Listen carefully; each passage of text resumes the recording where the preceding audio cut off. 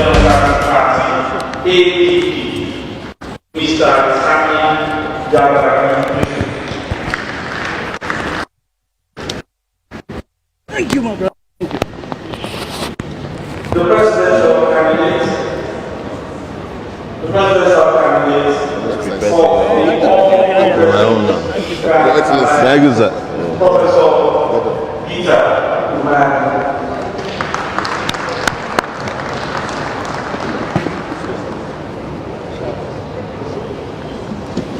The presidential candidate of the Social Democratic Party, Mr. Adebayo.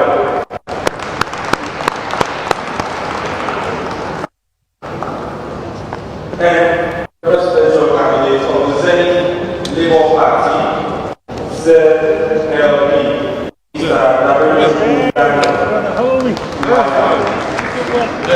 Is there any problem today? No quarrels. Any problem today? We don't sign peace accord now. Because his friends are not here. What I was telling your friend that day, Abubakar, you know, you're sitting here, having a country, you're talking about peace.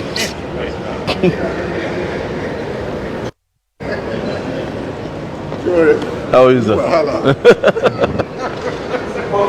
Your regular friends are not here.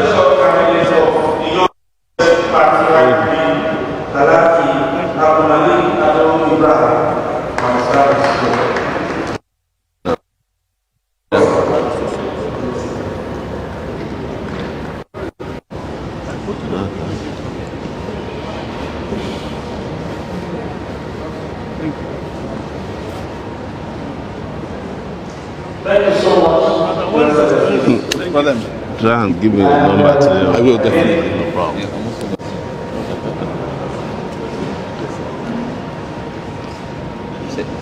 What did you tell me? Try and do so. Oh, you should have done that a long time ago. Okay, sorry, please, I'm a man of the Lord. The presidential candidate of the All Progressive Congress APC, Sowore Ahmed Tinubu, I begin to understand that is highest sense of representation. I thought this was for presidential candidates and not reps.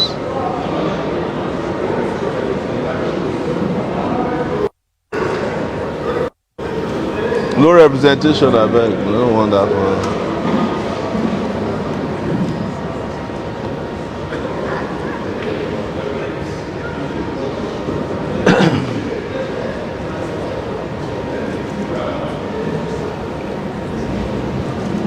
Eugenia Abu is like 60 years old. Eugenia Abu now. Yeah. Very sound. Cheers.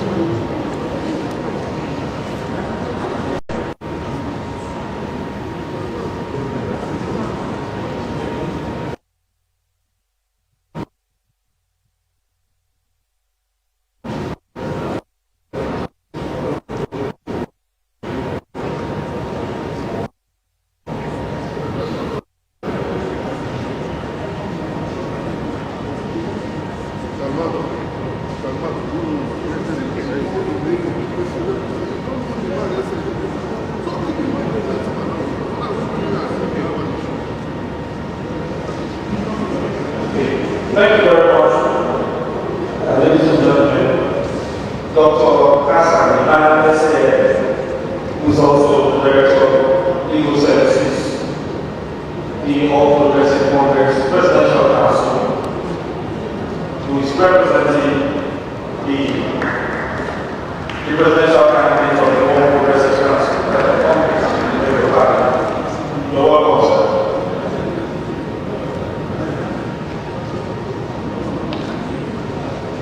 Thank you very much. No seat for APC, APC for here. Again, it gives me very great privilege to invite back to the stage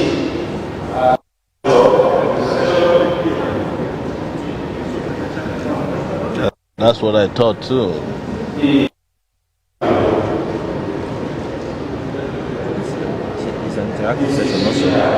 It's an interactive session for presidential candidates. It's good that he's here. Let him take the fullest votes. This one will not reach. They know what they are doing. Yeah.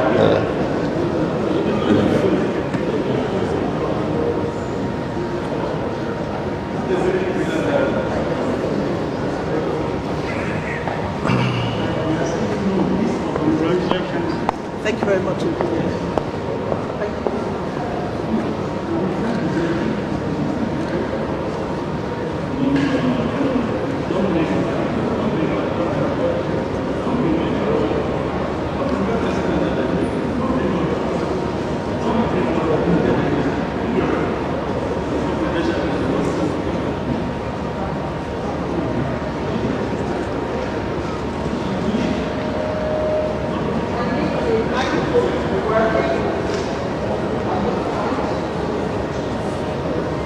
Thank you very much.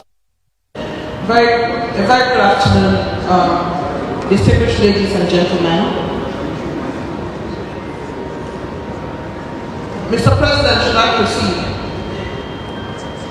I should proceed. Thank you, Mr. President. May I, moderator of this session, say that I am particularly pleased to have the array of presidents in the room.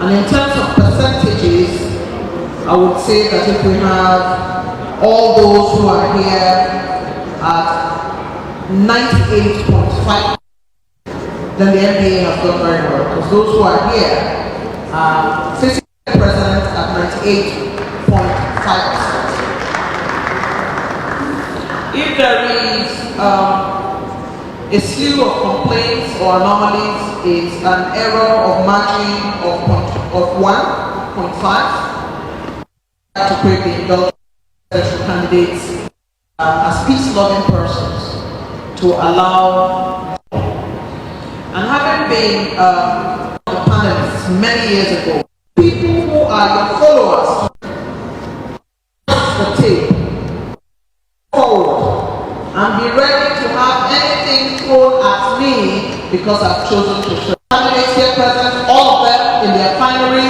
please give them an NBA round of applause.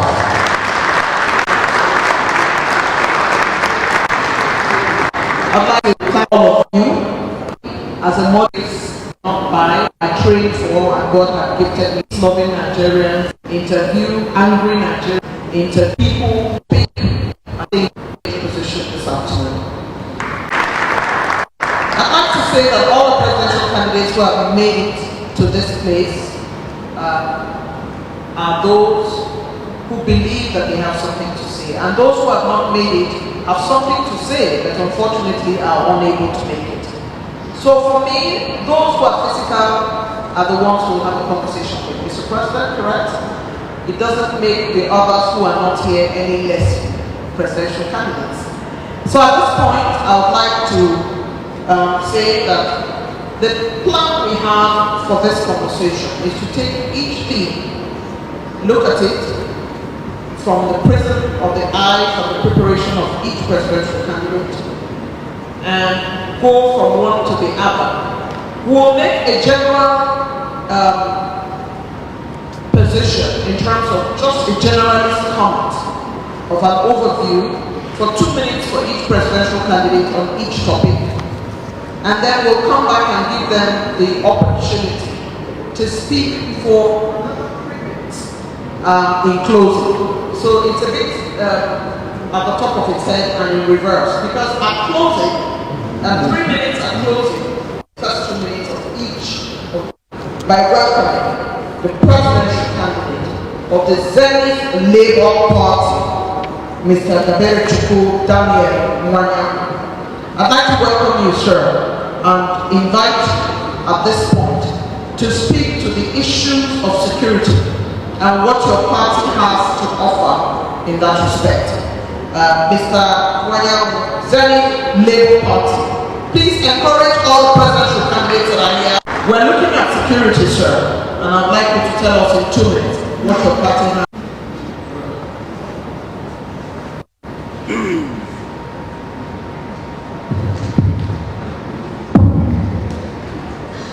Well, Mr. President, you see, when you send your invitation, political parties, presidential candidate, we can. The intent was not for any presidential candidate to send somebody to come and debate with other presidential candidates.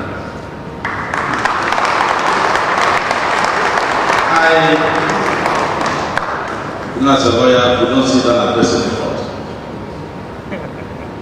I have a very brilliant background, a good BA. I could have debated all this issue. But because as a member of the bar, and the new president is my good friend, since this democracy, I cancelled all that appointment. I don't think it would be right for us to have a party here and send somebody below position of a presidential candidate to come and debate with the presidential candidates. A similar thing caused problem in Arise meeting, where the presidential candidate sent the vice. The next day they stopped. See, Nigeria is not moving because we don't obey rules. We think we can just sack things. You have the right to come or not to come. But not to send somebody to a presidential candidate. I am going to speak based on the respect I have for this association and for the president of this association. Ordinarily, I have just and I wouldn't like to be blackmailed and see it doesn't have the temperament to pay. That's why I have to make my observations known. I don't know what the rest. Your observations are well noted, and we would like to thank you for the respect to the NBA president. More than anything else, I believe that Nigerians would like to hear your voice, and this opportunity should not be missed, in spite of the 1% error of margin. I thank you very much indeed. On security, I won't go into too much details. You see, this security we have today in Nigeria, by lack of political will, take decisions. When Boko Haram came, it was treated with gloves. It spread across the country. But you have a leadership that knew what to do. They refused to do it. I always quote Governor Alam. He said, we know where they are. We listen to their discussion. But when we send signal, nothing is done. It is possible by the use of technology to cover all the uncovered places before you spread it across the country. Through technology.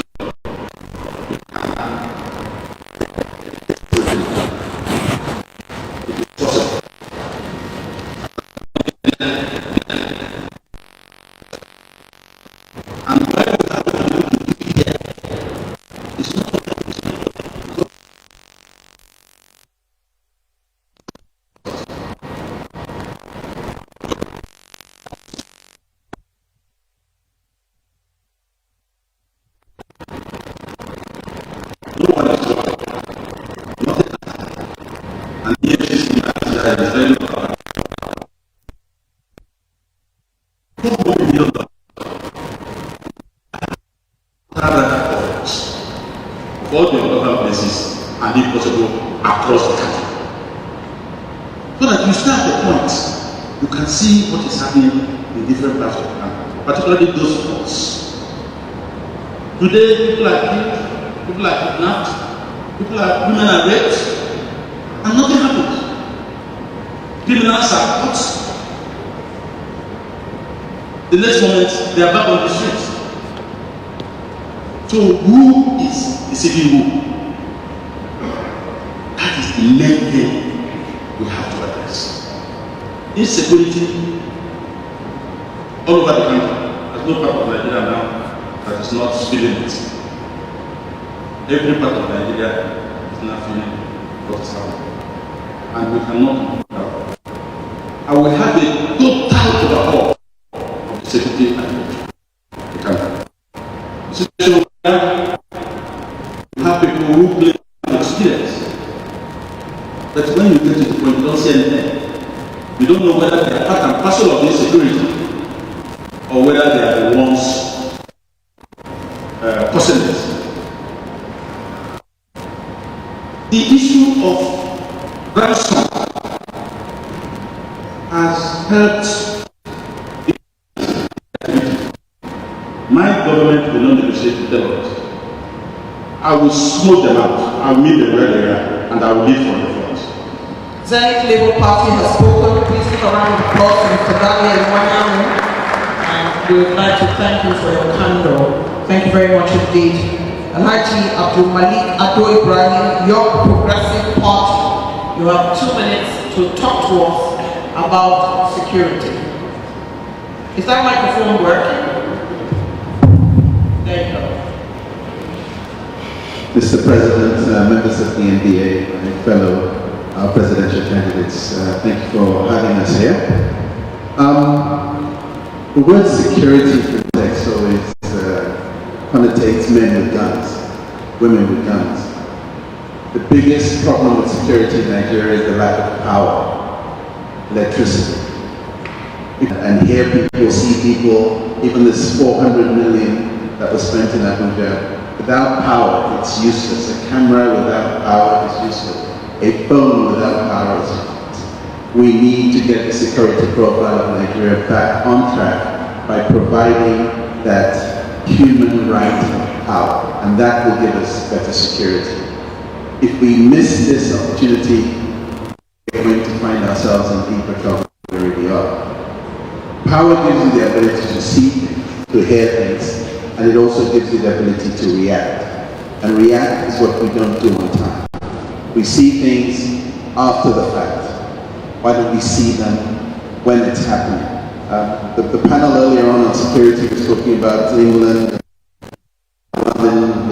within 200 meters, another camera will carry you or catch you or do whatever it needs to do. But without power, you can have all the cameras around this hall. Without electricity, nothing would happen. So we cheat ourselves, we use the wrong kind of analogy, and we don't look at the fundamentals. And the fundamental to building a great nation is power.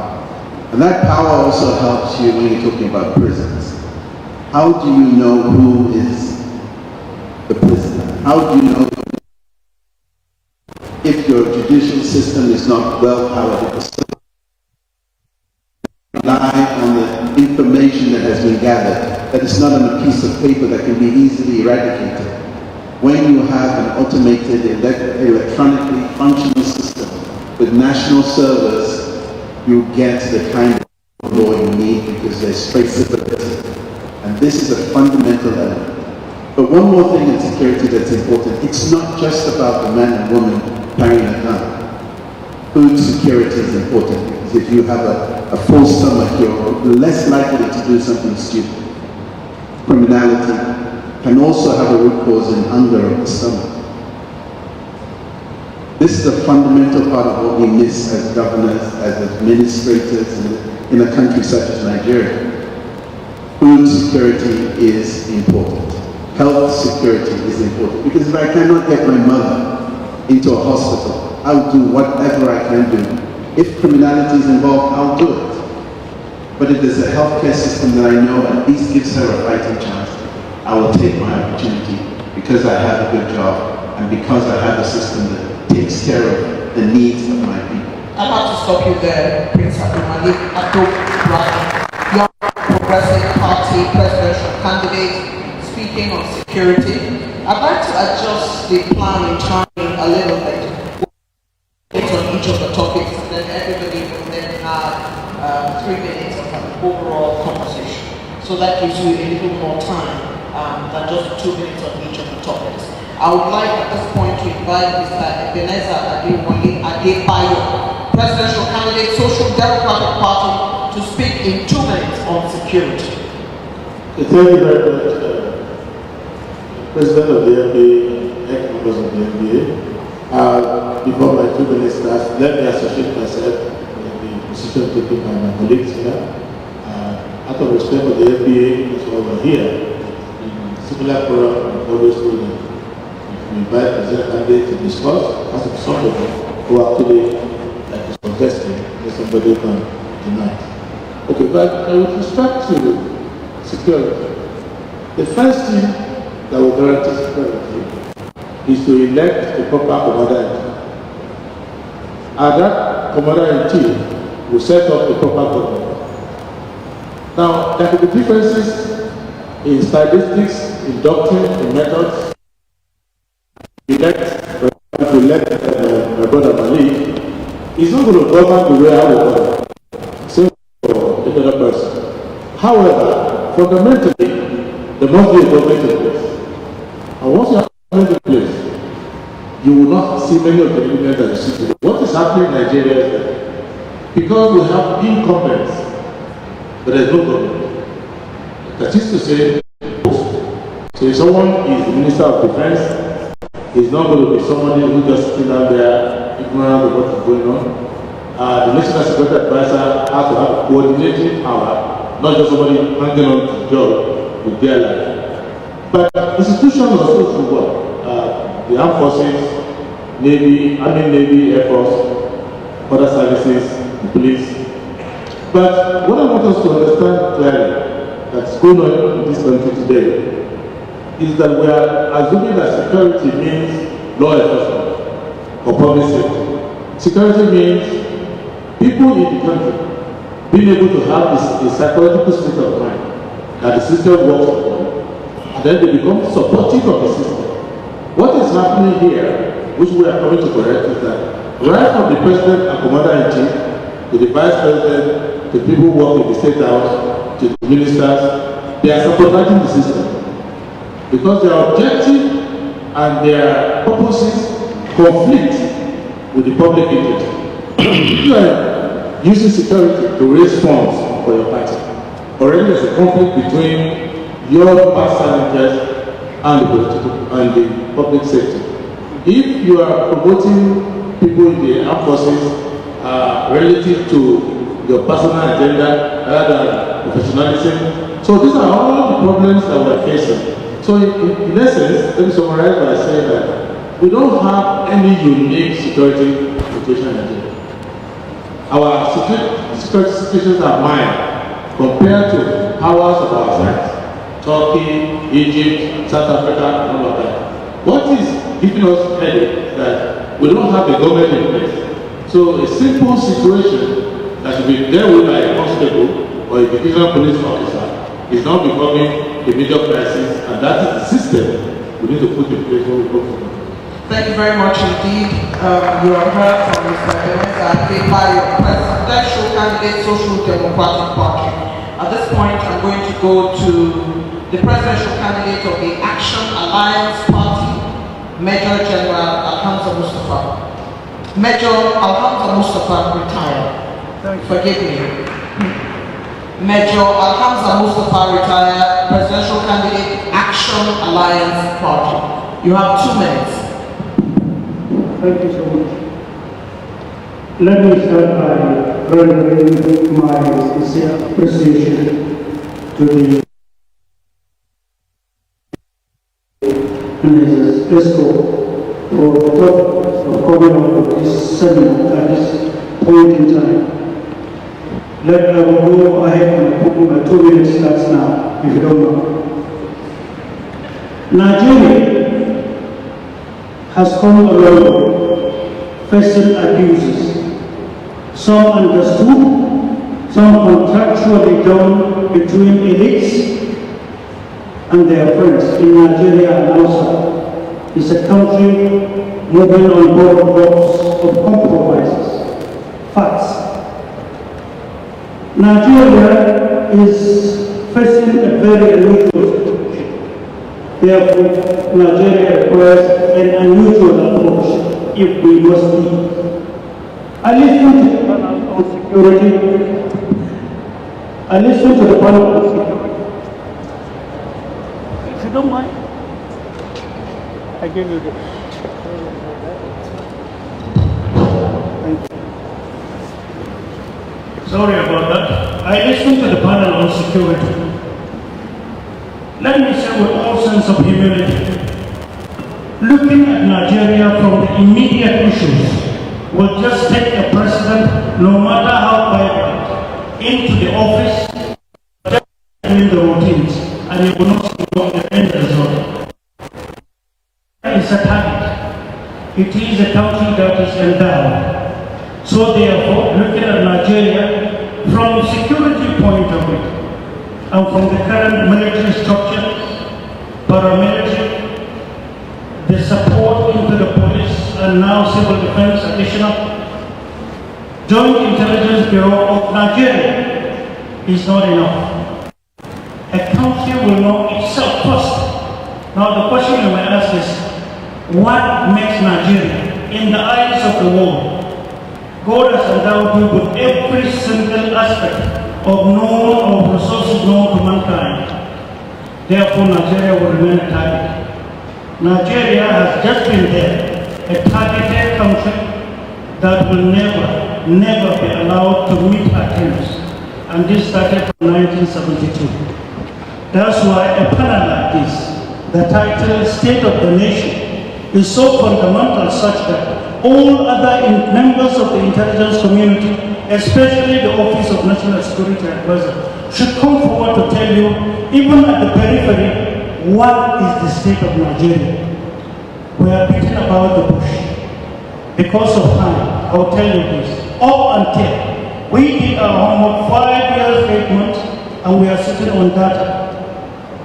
Unless, and of course, you bridge gaps between the roles of the military that is conventional, roles of the police and now civil defense, which to me is just additional police. Because police train them, and so they must behave like they are master. We haven't started as far as internal security is concerned. Insurgency in Nigeria is an investment of some people, killing us, destroying us, and we are not using our heads. You require something that will bridge gaps between conventional security, gaps, border, gaps, your waterways, gap, your mountains, gap, your forest. You require a special body that will be visible in time in the country. And in most cases, that's where most of your natural resources are kept by God Almighty. From the quantum and the quantity, from the little sizes we have, from the world markets, it shows that Nigeria requires something new, additional to what you have. Because threats will start and continue. Not for our waters, you require coastal guard of 2 types. And finally, you have to. Thank you. Well, coming into the country, we require new orientation if we are sincere. This country is very sick. There are numerous facts that we don't know yet. As far as our security is concerned, we require total review, and we should not be a copycat. Electronically, you don't have a satellite. So Nigeria requires national electronic agency that will provide the electronic services not only to security, but your economic management, including the law and dispensation of justice. I need to stop you at this time. Thank you so very much. Thank you. That's your intervention. You have heard from Major Alhamza Mustafa, Action Alliance Party presidential candidate, and I would like to go straight away to Mr. Sowore Omoyele Stephen, African Action Congress presidential candidate. We'd like to hear from you in 2 minutes on security. Major Alhamza had some interruptions with his microphone, so it gave him a little bit of an edge of like maybe 5 or 10 seconds. So there you go. Thank you very much. I think I want to thank the leadership of the NBA for inviting us. The last time this was done in Lagos, it was pre-planned that some candidates will appear, get clapped for, and the NBA will end its NBA conference. Thank you for bringing all the candidates. You can see these are the real candidates in this election. But I think you did one thing today. You wanted to see if any of us will fall asleep so that you can compare us to the old candidates. And I hope we disappointed you. Let me say very clearly, because there's no time, we must understand fundamentally what the Nigerian security architecture is about. Nigeria security is not meant for Nigerians. Nigeria's security system is for the elites, those who empower. Nigeria's security system therefore operates what is known as a police state.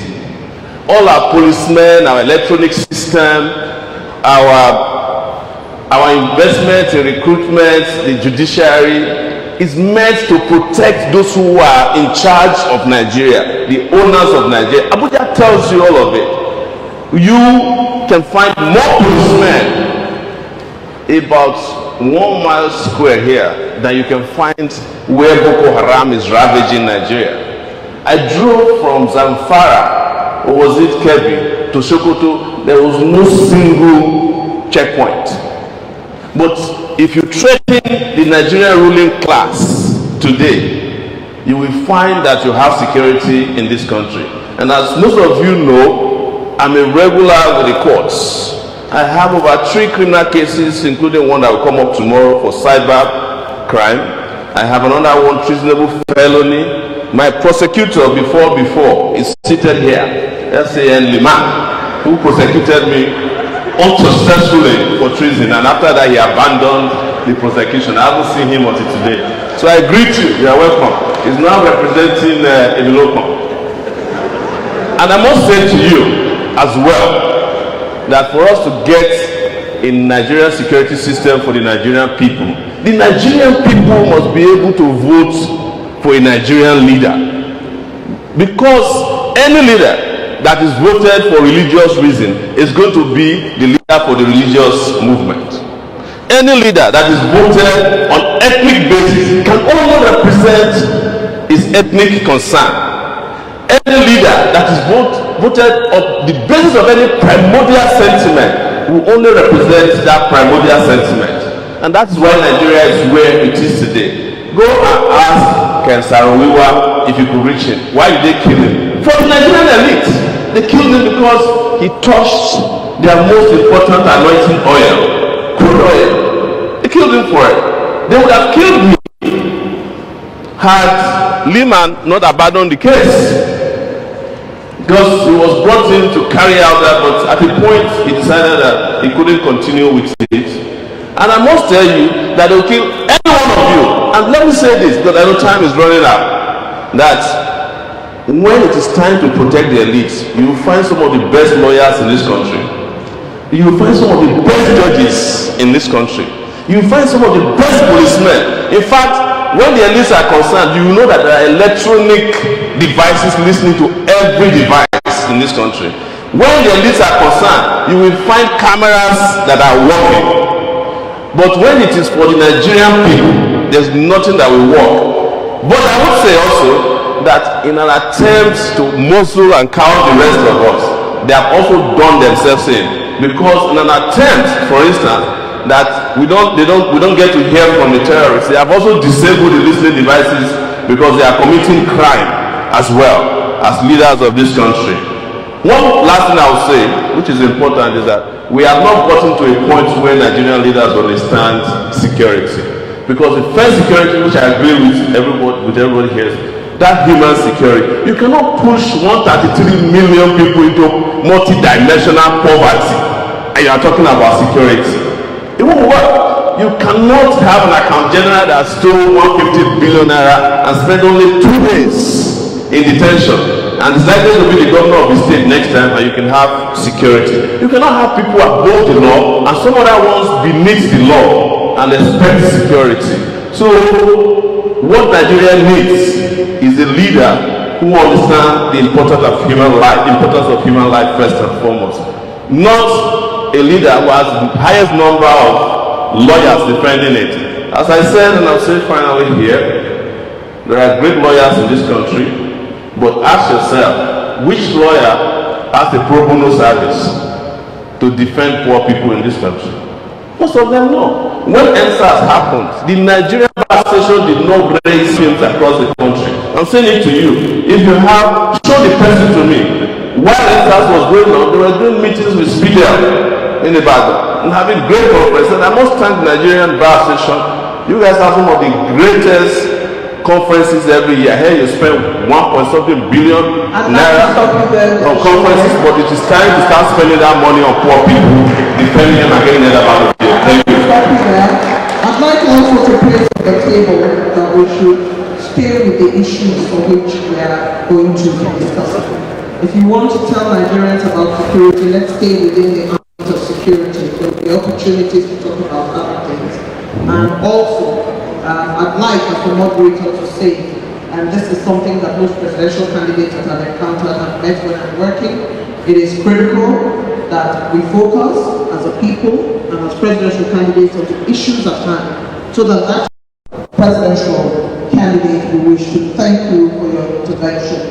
You haven't given him a round of applause, you do need to, so that all our candidates are gingered, the time is fast spent, and they're doing their best to speak to you about what their parties will do and what they will do in the various areas that have been picked by the Nigeria Bar Association to unpack and for us to get to hear after the panels what the parties will do. It's the turn of Mr. Sowore, African Action Congress presidential candidate. Let's hear your take on the economy for Nigeria. Thank you.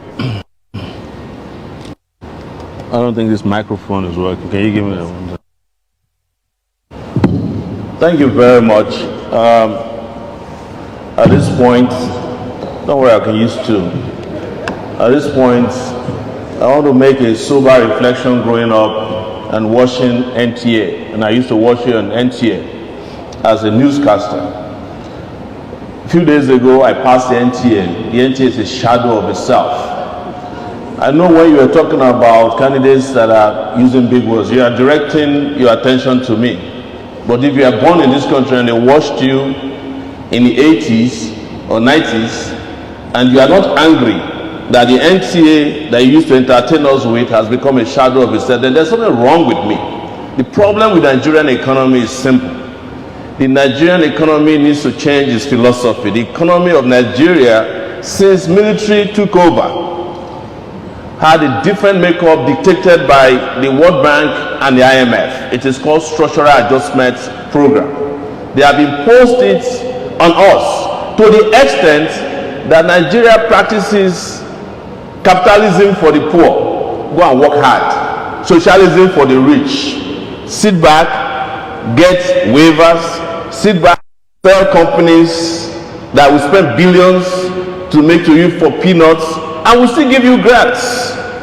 Nobody here is talking about the monetary policy of the country. Nobody here wants to hear that for the first time in the history of this country, Central Bank Governor of Nigeria was declared a terrorist. If it happens in America, the stock market will collapse. I'm telling you. But all of you are pretending that your Central Bank Governor and those who are managing your monetary policies are doing your bidding. They are not. They are just glorified Bureau de Change organizations. And until the Nigerian economy serves the Nigerian people in such a way that the Norwegian economy serves the Norwegian people, what they call Nordic socialism, you are not going to get anywhere. In Denmark, students are able to go to school. In Nigeria, you close down your schools for 9 months and you're getting progress. The just asked you not to. In the 90s, when I was at the University of Lagos, when we did at the SAP riot, so some of you participated in it, that they said don't invest in education. They have taken Canada and the United States. And nobody wants to talk about this. Nobody wants to talk about the millionaires and billionaires who are making billions, that have the highest number of private jets in the country, whereas the structural adjustment program told you to sell the Nigerian Airways that had 27 aircraft. If we had kept the Nigerian Airways like the Saudis kept their own, by now we probably have more aircraft than Ethiopia. But if you want to go to America today, you have to to Ethiopia first before they start heading you to America, because you ruined your country with people who have no knowledge. But one last thing I will say is that a knowledge-based economy is what we need. And I want to say it publicly. I'm not apologetic about it. You can take me to prison anytime. I will be happy to go back. That the leaders of Nigeria are economic terrorists. That's the truth. They are terrorizing our economy. They are terrorizing our treasury. They are terrorizing workers by paying them slave wages. They are terrorizing young people by showing they don't have jobs. They are terrorizing those who they claim are disabled, but they are the ones who Olympic golds. When we go to the Olympics, the so-called able people have never brought us gold. But the as they call them, are the ones that terrorize every weak person in the country. And like I keep saying, one day very soon, the table will turn. The tables will turn. Thank you. And at this point, I want to give up my last 3 minutes to any one of you who might want it. We are just a country of talkers. I want to be a doer. Thank you very much. This is my last speech. Thank you very much, Mr. Sowore, and thank you for your kindness. I don't take it